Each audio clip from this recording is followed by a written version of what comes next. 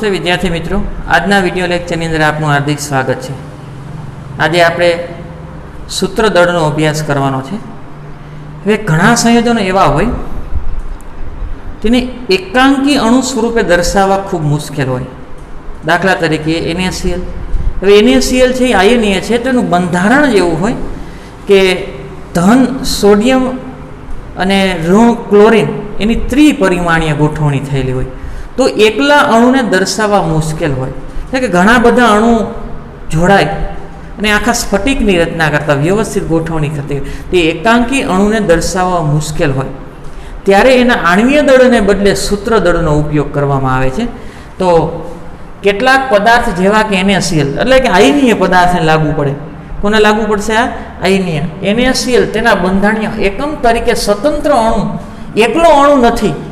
NaCl ના ઘણા બધા અણુ જોડાઈને સ્ફટિકની રચના વ્યવસ્થિત ગોઠવણી થયેલી હોય એમાં આવા સંયોજનમાં ધન તરીકે સોડિયમ છે, ઋણ તરીકે ક્લોરાઇડ છે ની ત્રિપરિમાણીય ગોઠવણી થયેલી હોય। કેવી ગોઠવણી થયેલી હોય? ત્રિપરિમાણીય ગોઠવણી। ધારો કે હું દર્શાવું છું, આ એક પરિમાણ કહેવાય, આ દ્વિપરિમાણીય થઈ રચના, આ પણ દ્વિપરિમાણીય જ રચના છે। આ પણ દ્વિપરિમાણીય છે। ધારો કે અહીંયા એને પ્લસ છે તો એ બાજુમાં કોણ હોય? Cl minus. અહીંયા એને પ્લસ, અહીંયા Cl માઇનસ, અહીંયા એને પ્લસ, Cl માઇનસ, એને પ્લસ, Cl માઇનસ। અહીં એને છે તો બાજુમાં કોણ આવે? Cl માઇનસ, અહીંયા એને પ્લસ, Cl માઇનસ, એને plus, Cl minus, Na plus, Cl minus અને Na પ્લસ। આ દ્વિપરિમાણીય રચના છે। એવી રીતે આવી થપ્પી, આને થપ્પી કહેવાય। એક થપ્પી આગળ હોય અને એક થપ્પી એની પાછળ હોય, એટલે આગળ થપ્પીની રચના હોય તો એને ત્રિપરિમાણીય રચના કહેવાય। કેવી રચના કહેવાય? ત્રિપરિમાણીય। ત્યાં ત્રિપરિમાણીય રચના થઈ ગઈ। કેવી રચના થઈ? ત્રિપરિમાણીય।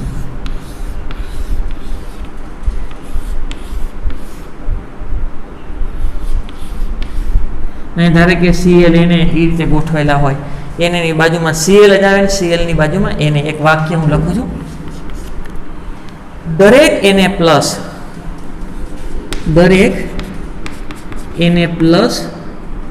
એ 6 Cl માઇનસ થી ઘેરાયેલો હોય।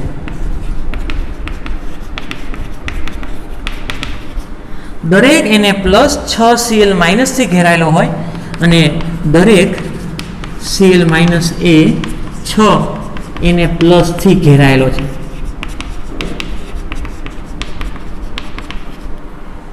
તેથી એકાંકી અણુ સ્વરૂપે અસ્તિત્વ ધરાવતું નથી। ચેક કરીએ આપણે, આ Na છે તેની આજુબાજુ કેટલા Cl છે? આ 1, 2, 3 અને 4। કેટલા છે? 4। આગળ આવી થપ્પી છે તો એની આગળ કોણ હોય? Cl। પાછળ એવી થપ્પી છે તો અહીંયા કોણ હોય? Cl। તો 6 થઈ ગયા, 1, 2, 3, 4। આગળ એક Cl અને પાછળ એક Cl, એટલે 6 Cl છે જોડાયેલા। ગમે લઈ લો, દાખલા તરીકે હું આ એને લઉં તો 1, 2, 3, 4 Cl એક સમતલમાં, એક આગળ અને એક પાછળ, તો એક Na પ્લસ ની આજુબાજુ 6 Cl માઇનસ છે અને Cl ગણો તો 6 Na પ્લસ થી ઘેરાયેલો છે। આ Cl છે તો એક સમતલમાં કેટલા Na પ્લસ થી ઘેરાયેલો છે? આ છે 1, 2, 3, 4, એક સમતલમાં 4 Na પ્લસ, એક આગળ Na પ્લસ અને એક પાછળની બાજુ Na પ્લસ, તો એક Na પ્લસ 6 Cl માઇનસ થી ઘેરાયેલો છે અને એક Cl છે 6 Na પ્લસ થી ઘેરાયેલો છે। તો ઘન સ્થિતિમાં આવા આયનીય પદાર્થને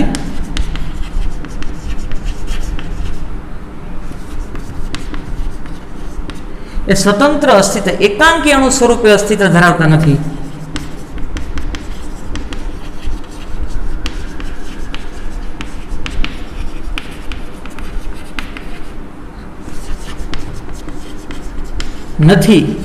તેથી તેનું સૂત્ર NaCl સ્વીકારી અને આણ્વીય દળને બદલે સૂત્ર દળ ગણવામાં આવે છે। આણ્વીય દળને બદલે શું ગણવામાં આવે છે? સૂત્ર દળ। ટૂંકમાં ઘણા બધા NaCl છે, એકલો NaCl નથી. એકલો હોય ને તો એને આણ્વીય દળ કહેવાય, પણ ઘણા બધા છે. પણ કોમન શું છે? NaCl. તો કોમન તમે કાઢ્યો ને એને સૂત્ર દળ કહેવાય. તો આપણે NaCl નું સૂત્ર દળ ગણવું છે. NaCl નું સૂત્ર દળ તો અહીંયા આવશે અણુભાર જે રીતે ગણતા હતા ને એ રીતે સૂત્રભાર અથવા સૂત્ર દળ ગણવાનું છે. અણુભાર ગણવા હોય તો બંનેના પરમાણુ ભારનો સરવાળો, તો સૂત્ર દળ ગણવું હોય તો આ પ્રમાણ સૂચક સૂત્ર છે કોમન. એટલા બધામાં કોમન શું છે? એકાંકી અણુ શું છે? NaCl. એને સૂત્ર પ્રમાણ સૂચક સૂત્ર કહેવાય. આખા સ્ફટિકની અંદર કોમન શું છે? Na અને Cl. તો એને પ્રમાણ સૂચક સૂત્ર કહેવાય અને એના ભારને કહેવાય સૂત્ર ભાર અથવા સૂત્ર દળ. સૂત્ર ભાર અથવા સૂત્ર દળ.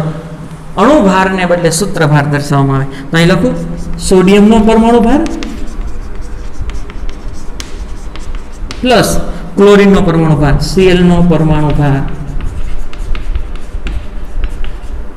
સોડિયમનો પરમાણુ ભાર 23U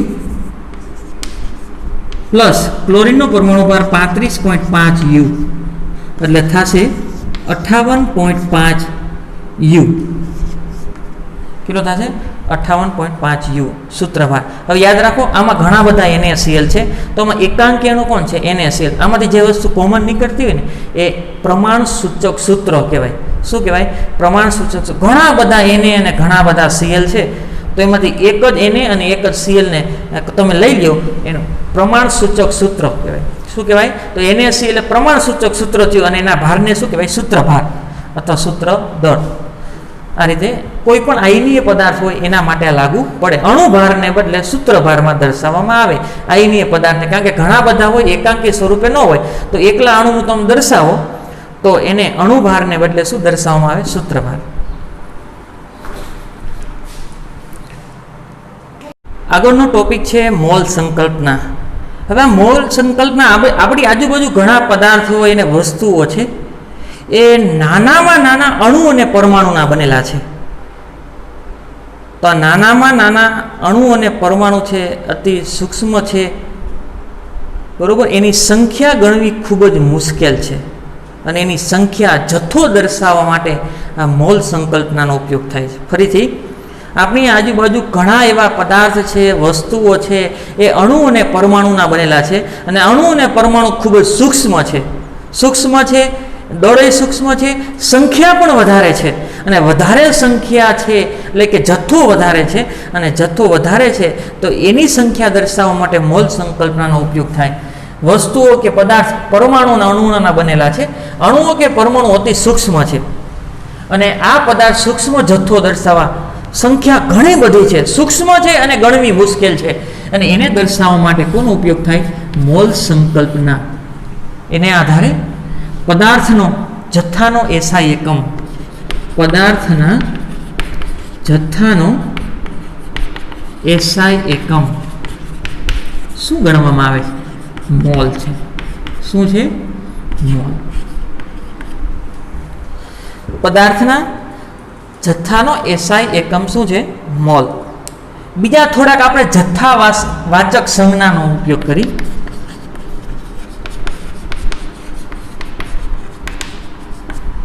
જથ્થાવાચક સંજ્ઞા આપણે જથ્થાના સંદર્ભમાં આપણે લેતા હોય. ધારો કે આપણે એમ કહીએ કે 1 ડઝન, તો 1 ડઝનની અંદર કેટલો જથ્થો આવે? કેટલા નંગ આવે? મારે કેળા લેવા હોય તો એમ કહું કે 1 ડઝન કેળા, તો કેટલા આવે? 12 નંગ થાય. કેટલા થાય? 12 નંગ. 1 ડઝન એટલે 12 નંગ થાય. બીજું 1 કોડી, 1 કોડી એટલે કેટલા? 24 નંગ થાય. કેટલા નંગ થશે? 1 કોડી એટલે 24 નંગ થાય. સોરી, 20 નંગ. 1 કોડી એટલે 20 નંગ. અને બીજું 1 ગ્રોસ એટલે 1 ગ્રોસ એટલે 12 ડઝન થાય. 1 ગ્રોસ એટલે કેટલા થાય? 12 ડઝન. તો એના નંગ કેટલા થાય? આપણે જાણીએ છીએ કે 1 ડઝન એટલે કેટલા નંગ થાય? 12 નંગ. તો 144 નંગ. કેટલા થશે? 12 144 નંગ. તો આ જથ્થાવાચક સંજ્ઞા છે આપણે વ્યવહારમાં જથ્થો ગણવા માટે 12 નંગ તો 1 ડઝન થયા, 20 નંગ તો 1 પોડી થઈ, 144 નંગ એટલે 1 ગ્રોસ તરીકે થાય. તો એવી રીતે જથ્થો માપવા માટે 1 મોલ એટલે કેટલો જથ્થો થાય? 6.022 ગુણ્યા 1023 ઘાત. આ શું હોઈ શકે? અણુ હોઈ શકે. બીજું શું હોઈ શકે? પરમાણુ, ઇલેક્ટ્રોન, પ્રોટોન, ન્યુટ્રોન વગેરે નો જથ્થો છે. 1 મોલ એટલે 6. આ ખૂબ જ સૂક્ષ્મ છે. અણુ સૂક્ષ્મ છે, પરમાણુ સૂક્ષ્મ છે, ઇલેક્ટ્રોન, પ્રોટોન, ન્યુટ્રોન. પદાર્થની અંદર ઘણા બધા પરમાણુ હોય, એની અંદર પણ પ્રોટોન, ન્યુટ્રોન, ઇલેક્ટ્રોન હોય. તો એનો જથ્થો દર્શાવવા માટે ડઝનમાં નો ના, ડઝનમાં આપણે ગણી શકાતા નથી. તો એના માટે એક જથ્થા માપવા માટે એક એકમ એટલે કે મોલ, અને મોલ એટલે કેટલી સંખ્યા થાય? 6.022 ગુણ્યા 1023 ઘાત. એ આપણે સાબિત કરવાની છે. એની પહેલાં સૌ પ્રથમ મોલની વ્યાખ્યા. મોલની વ્યાખ્યા: 1 મોલ એટલે 1 મોલ એટલે 12 ગ્રામ C12 એ સમસ્થાનિક છે.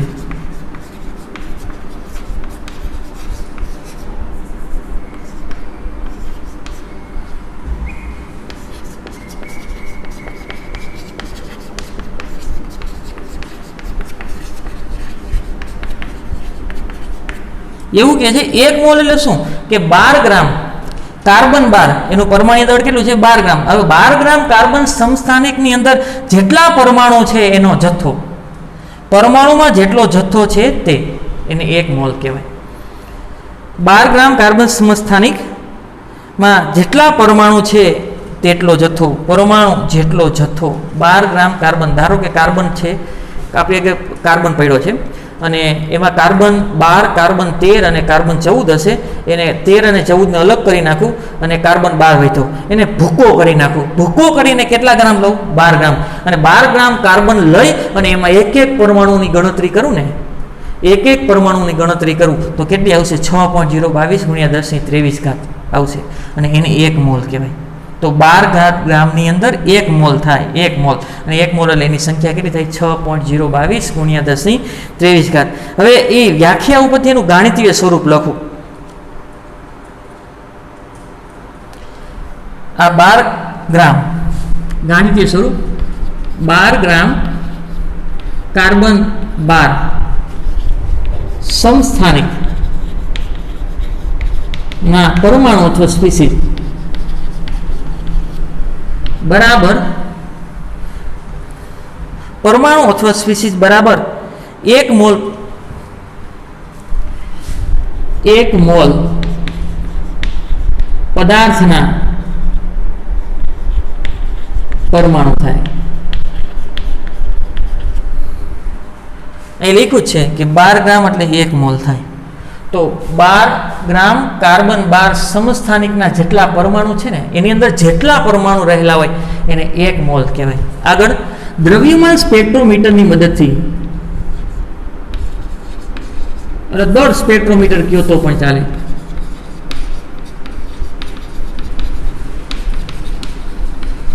દળ સ્પેક્ટ્રોમીટરની મદદથી શું નક્કી કરી શકાય?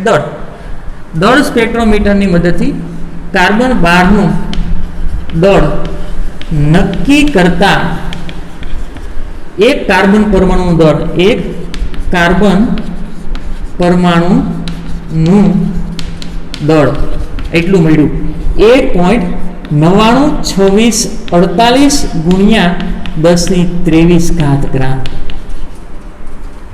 માઇનસ એક કાર્બન પરમાણુનું દળ કેટલું જોવા મળ્યું? 1.992648 ગુણ્યા 1023 ઘાત. હવે આમ ઉલટું લખી નાખું કે 1.992648 ગુણ્યા 1023 ઘાત ગ્રામ હોય તો એક કાર્બન પરમાણુ થાય. ઉલટી તરી રાશિ કે 1.9926 આ ક્યાંથી મળ્યું? દળ સ્પેક્ટ્રોમીટરના સાધનની મદદથી મળેલું છે. 1.992648 ગુણ્યા 1023 ઘાત ગ્રામ બરાબર એક કાર્બન પરમાણુ, એક કાર્બન પરમાણુ. આપણી અંદર 1 મોલની અંદર 1 મોલ પદાર્થમાં કેટલા 12 ગ્રામ છે તો 12 ગ્રામમાં કેટલા પરમાણુ થાય તો 12 ગ્રામ કાર્બન ના ખાલી જગ્યા કાર્બન પરમાણુ કેટલા થાય ત્રિરાશી મૂકી દો કાર્બન પરમાણુની સંખ્યા ગણે ત્રિરાશી તો આ 12 ગ્રામ ગુણ્યા એક પરમાણુ એક કાર્બન પરમાણુ અને આ છેદમાં આવશે આ ક્યાં આવશે છેદમાં 1.992648 ગુણ્યા 10⁻23 ગ્રામ તો આ ગ્રામ કેન્સલ આનું સાદુરૂપ આપશો એટલે 6.022 ગુણ્યા 10⁻23 આ શું આવ્યું કાર્બન પરમાણુ 6.022 ગુણ્યા 10⁻23 કાર્બન પરમાણુ મળ્યા તો 1 મોલ એટલે વજન કેટલું હતું 1 મોલ એટલે વજન કેટલું હતું 12 ગ્રામ કાર્બન અને એની સંખ્યા કેટલી મળી 6.022 ગુણ્યા 10⁻23 આ જથ્થો મળ્યો અને આ જથ્થાને આપણે એવોગેડ્રો આંક પણ કહેવાય શું કહેવાય એવોગેડ્રો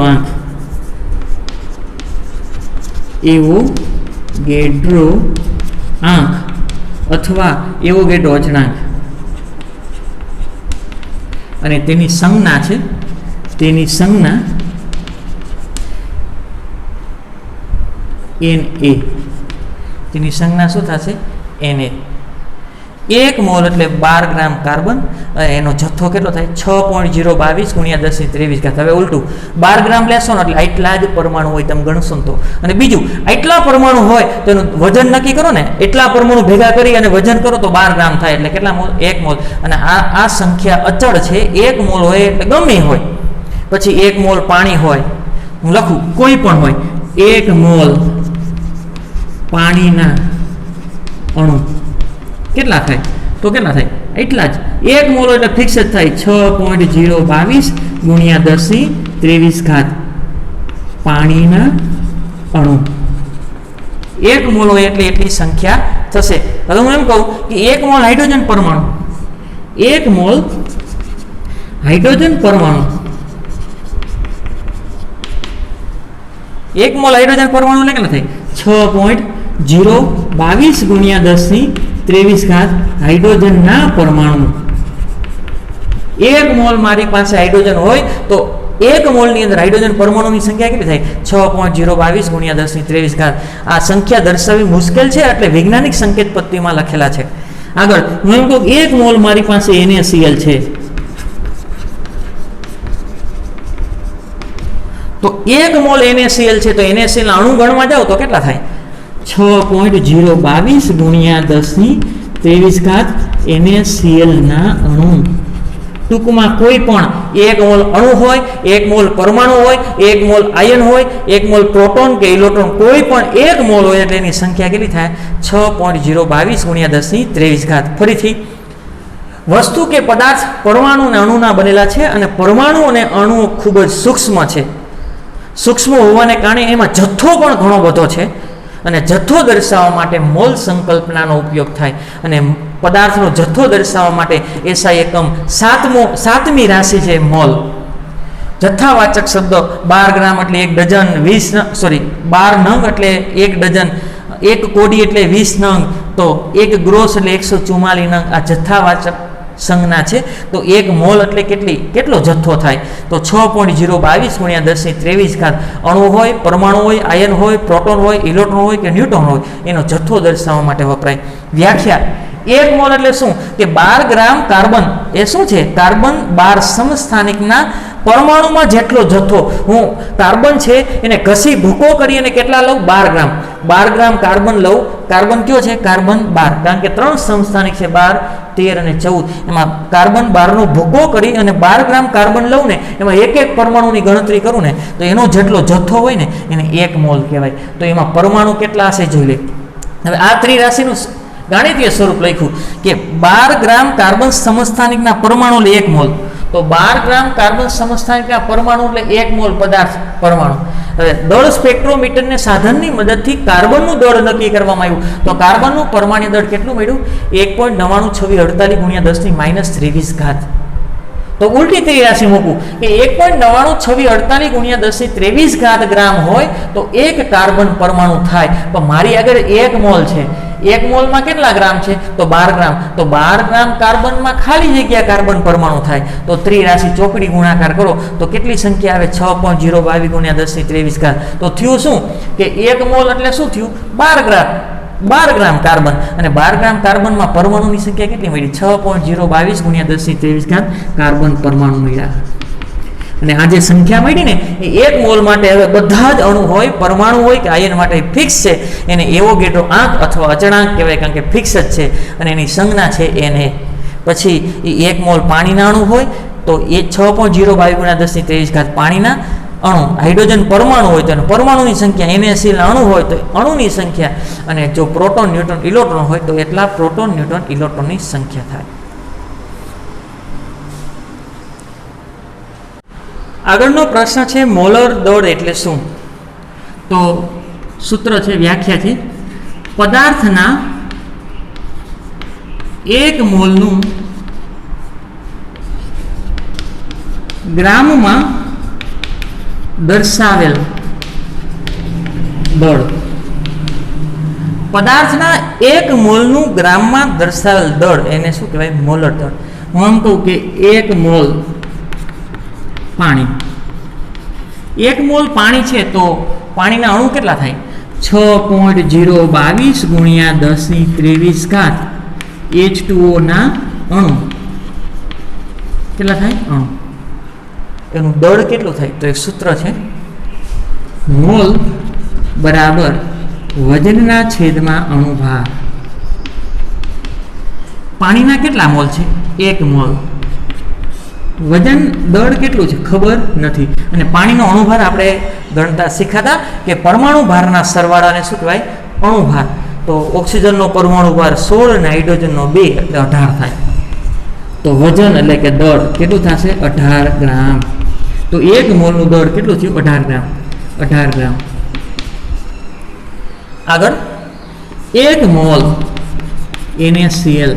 તો 1 મોલમાં સંખ્યા કેટલી થાય? 6.022 ગુણ્યા 10⁻23 NaCl ના અણુ. પણ એનું વજન કેટલું થાય 1 મોલનું? તો NaCl ના મોલ, મોલ બરાબર વજનના છેદમાં અણુભાર. અણુભાર અથવા આણ્વીય દળ ગણતા આપણે શીખી ગયા છીએ. એ મોલ કેટલા છે? 1. દળ ગણવાનું છે અણુભાર. અણુભાર NaCl નો અણુભાર એટલે પરમાણુ ભારનો સરવાળો. છોકરાઓ વારંવાર ઉપયોગ થશે.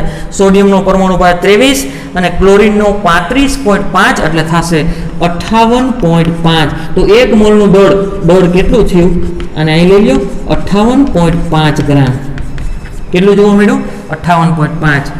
આ 58.5 ગ્રામ આ દળ છે ને એ 1 મોલનું છે એટલે એને કહેવાય મોલર દળ. કેનું છે? 1 મોલ પદાર્થ, 1 મોલ પદાર્થનું દળ એટલે મોલર દળ. 1 મોલ પાણીનું દળ 18 ગ્રામ તો એને મોલર દળ કહેવાય. 1 મોલ NaCl નું તો 58.5. 1 મોલ જેટલું દળ લ્યો ને તો એને મોલર દળ તરીકે ઓળખી શકાય. આ સંજ્ઞા છે, મોલર દળ છે, મોલ છે, સંખ્યા છે, બરોબર, અને વજન છે. એની એકબીજા વચ્ચેનો સંબંધ આપણે આગળના લેક્ચરમાં ભણીશું. સંખ્યા અને મોલ વચ્ચેનો સંબંધ, મોલ અને વજન જથ્થા વચ્ચેનો સંબંધ આગળના લેક્ચર, અને કદ અને જથ્થા અને સંખ્યા વચ્ચેનો સંબંધ આગળના લેક્ચરમાં ભણીશું. અસ્તુ.